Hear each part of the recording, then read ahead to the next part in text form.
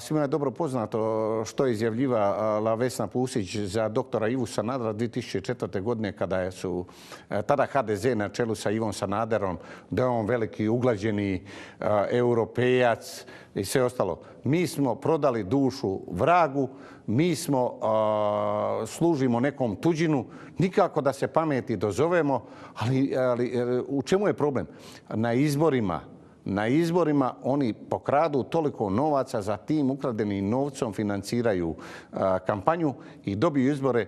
Ja mislim da bi narod trebao promijeniti iz temelja, a narodu ne da je došla voda do grla, nego se preljeva preko grla i uistinu možemo promijeniti mirnim putem. Nema više sa oružjem u rukama, nema nikakvih više osveta, ali staviti ih tamo gdje im je mjesto. Ako su izvršili veleizdaju, veleizdajnicima treba suditi. I ja bi to napravio po kratkom postupku, a najprije bi očistio hrvatsko pravosuđe i hrvatsko državno odvjetništvo.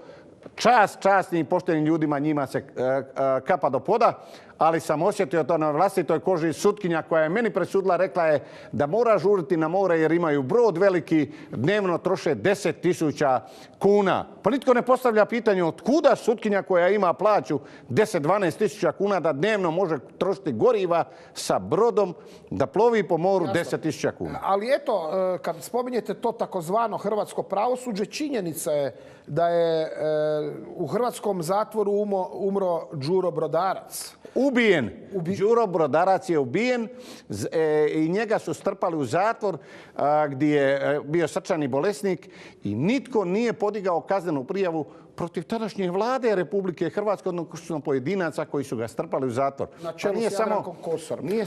Nije samo Đuro Brodarac. Odgovorno tvrdim, pod moralnom krivičnom odgovornošću. Dragi moj hrvatski narod, jer to znam dobro. Prvi je ubijen Jozo Martinović, drugi je Mate Boban, treći je Gojko Šušak, četvrti je predsjednik Tuđman. Jer kad smo išli na CT u Laginjinu kod Sučića, isti dan, isti sat, isti sekund, predsjedniku Tuđmanu, ministru Šušku, pojavio se tumor na malo velikom mozgu, znači veličine jabuke.